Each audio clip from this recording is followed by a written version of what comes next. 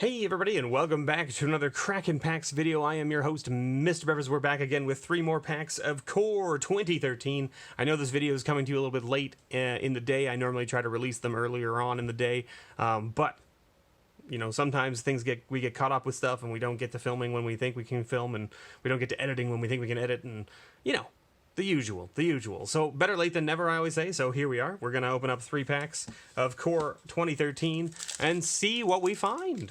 Let's see what we find. The last 3 have been like pretty crazy, like mythics and or good rares, things like that. So anyway, we've got a Ranger's Path, Rummaging Goblin, Captain's Call, Warclamp Mastiff, Deadly Recluse, Sign in Blood, good old Sign in Blood, Erase. Gorgeous art on that one. Someone mentioned in a comment that this looks even better in foil. I can imagine, because you get like that nice strip in the foiling and then everything else kind of looks muted. Yeah, I bet it's gorgeous. Goblin Arsonist, Bountiful Harvest, Fairy Invaders. First uncommon from this pack is a Mark of Mutiny. Then we've got a Knight of Glory. Then we have a Volcanic Geyser. And then our rare, ooh, another mythic. Are you kidding me right now? How many mythics have we opened out of this box? It's got to be at least 4 now, right? Because we opened a mythic last week too. We're not even halfway through this box and we've already opened 4 mythics. My goodness.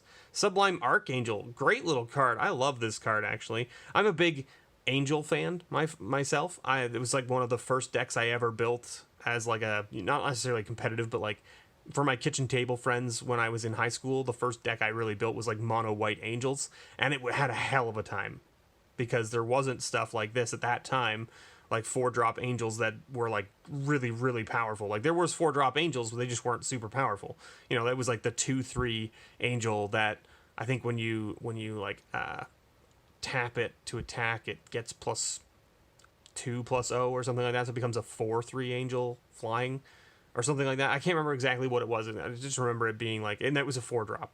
Right? Or there was like the Angels of Mercy, which were 5 mana, 3/3s that give you 3 life when they come into play, like that kind of stuff.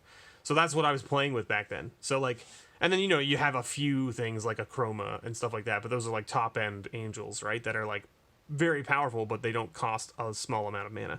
Sublime Archangel is great. I love it because it's a 4/3 with Exalted, and it gives all of your other creatures Exalted. So if you have like a white weenie, like, or token deck, and then you jam this, and you swing, all of your creatures have Exalted now, so if you swing with only one thing, it just gets pumped to all hell.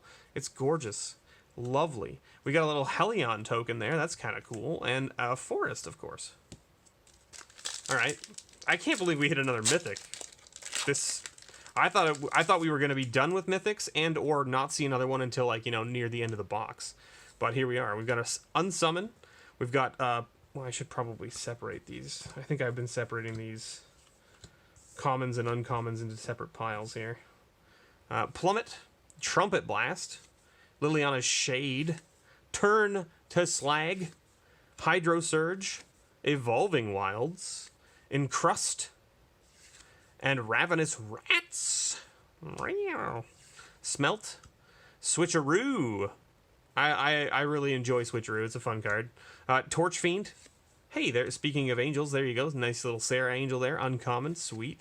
And then our rare is a Ground Seal. Not a bad little card. 2 mana enchantment that says when it enters the battlefield, you draw a card, and then cards in graveyards can't be the targets of spells or abilities. So it just like shuts off graveyard decks. Alright.